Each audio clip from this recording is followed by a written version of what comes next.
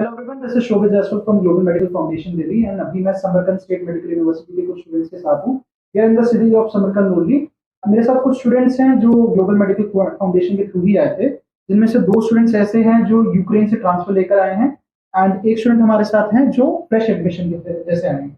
अब मैं स्टार्टिंग में चाहूंगा कि अपने आप को इंट्रोड्यूस करें कि आपका नाम क्या है, आप इंडिया में कहाँ से हैं और अभी आप कौन से सेमेस्टर में हैं। Hello, myself Rajima from Delhi and currently I am studying in fourth year, first semester. Okay. Hello, myself Abhijit. I'm from Hyderabad and currently I'm in fourth year, first semester. Hello, मेरा नाम शिवांश है।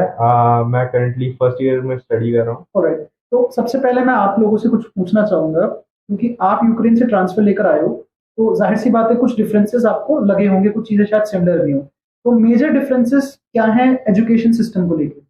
जैसे कि हम Ukraine में थे तो वहाँ पे लोकल टीचर्स थे यूक्रेन के, यहाँ पे इंडियन टीचर्स हैं, तो हमारा जो इंटरेक्शन है टीचर्स के साथ थोड़ा ज़्यादा अच्छा हो जाता है और Okay.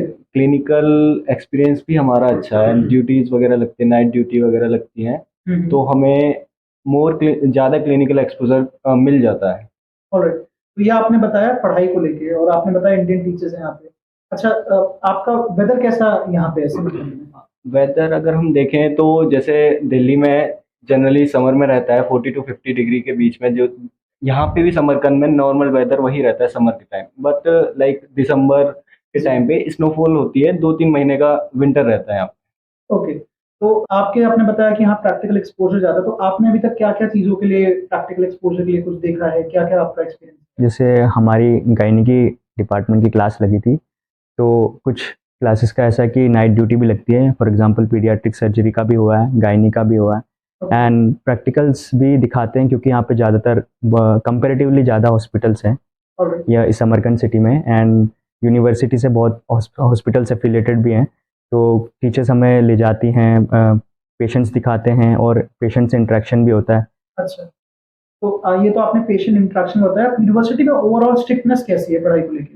यूनिवर्सिटी है स्ट्रिक्ट और ऐसा है कि जैसे कि कोई अगर एब्सेंट होता है तो उसको लेटर लिखना पड़ता है, डीन ऑफिस जाना पड़ता है, लेटर लिखना पड़ता है एंड देन फिर डीन उसको परमिशन देता है एंड उसके बाद उसको पीपीटी बनानी पड़ती है एंड उसको कुछ 20 पेजेस का कुछ लिखना पड़ता है उस पर्टिकुलर टॉपिक के लिए। तो है यूनिवर्सिटी वैसे स्ट्रिक्ट है। मतलब अगर आप एब्सेंट होते तो आपको पूरा टॉपिक कवर करना पड़ता है जितनी आपकी आवर्स है उस क्लास की। लाइक आपने एक क्लास मिस करी, 4 आवर्स की क्लास है, तो आपको कवर अप करना पड़ता है सैटरडे को, वीकेंड जो में। लेटर हम लिख के दे रहे हैं उसमें हमें रीजन देना पड़ेगा, विदाउट रीजन डीन भी साइन नहीं करेगा। अच्छा, मतलब यहाँ 100% अटेंडेंस 100%।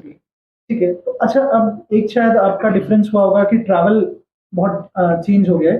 तो आप अगर दिल्ली से ट्रैवल करते हैं तो कितना आवर्स आपको लगता है पहुंचने में? यहाँ पे दिल्ली टू तास्किन 3 आवर्स का टाइम रहता ठीक है है। And Tashkent to Samarkand like if we are travelling through train it will take 3 hours.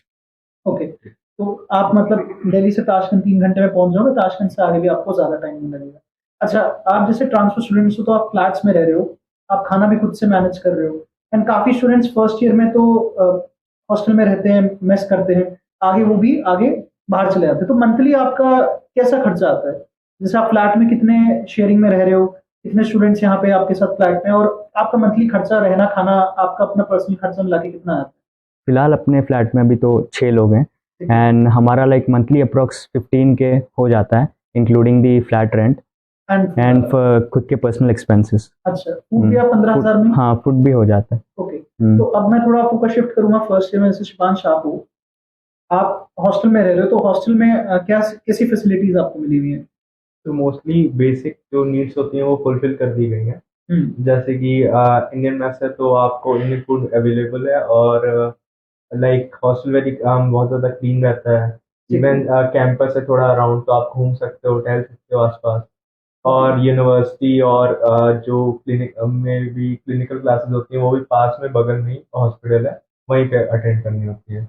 अच्छा, तो ट्रांसपोर्टेशन कॉस्ट भी कम ही आती है। और इवन अगर कहीं 1-2 सब्जेक्ट की क्लासेस दूर हैं तो बस स्टेशन काफ़ी पास में है, जिसमें आप अप्रॉक्सीमेटली 14-15 INR में ट्रैवल कर सकते हैं क्लास जाने के लिए। अच्छा, तो ये तो आपने बता दिया कि फर्स्ट ईयर वाले स्टूडेंट्स के लिए सारी चीज़ें आसपास भी हैं, हॉस्टल भी है, मेस भी है। अच्छा, जो सिटी है तो समरकंद सिटी, तो ये कैसा सेफ आप मानोगे या फिर कैसा क्या बोलोगे इसके बारे में? क्योंकि कोई भी स्टूडेंट पेरेंट आता है तो उज़्बेकिस्तान जब वो पहली बार सुनते हैं, तो उनके दिमाग में भी काफ़ी क्वेश्चन्स आते हैं। आई एम श्योर आप भी बहुत रिसेंटली आए हो, आप सबको लेस देन 1 ईयर हुआ है। आपकी भी कुछ दिमाग में रिजर्वेशंस रही होंगी कि यहाँ पे सेफ्टी कैसी होगी?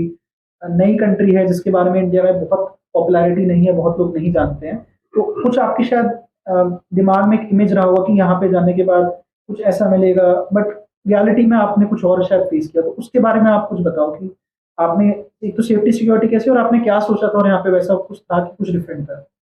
लाइक सेफ्टी के पर उससे देखा जाए तो जैसे हम इंडिया में थे तो हम सोच रहे थे कि अफ़गानिस्तान पास में है और वहाँ पे जो टेरर अटैक्स होते हैं कि यहाँ अफ़ेक्ट ना करें। बट इन समर्थन में देखा जाए जो हमारा फर्स्ट डे का इम्प्रेशन था कि यहाँ पे बहुत सेफ्टी है और यहाँ पे मीटिंग्स वगैरह होती रहती है, इंटरनेशनल मीटिंग होती रहती है। जब हम आए थे तो यहाँ पे टर्की के प्रेसिडेंट आ रखे थे, तो देखा जाए तो जब प्रेसिडेंट आ रहे तो सिक्योरिटी तो आपके जनरली आने के होती है। जस्ट पहले यहाँ पे रशिया के रशिया प्रेसिडेंट नरेंद्र मोदी जी, हमारे इंडिया के प्राइम मिनिस्टर, उनका भी समिट हुआ था, वो सब भी समरकंद में आए थे। हाँ जी। तो आपने अगेन और भी कुछ चीजें सोची होंगी शायद कि यहाँ पे सेफ्टी सिक्योरिटी भी होगी, लोगों का रहन सहन पहन भी आपने सोचा होगा, रिलीजन भी मोस्टली लोगों को लगता है कि यहाँ पे बिकॉज इस कंट्री में मुस्लिम पॉपुलेशन सबसे ज्यादा है, तो कुछ अलग आपको डिफरेंस मिलेगा, कुछ रेसिज्म वगैरह होगी, तो कुछ वैसा था?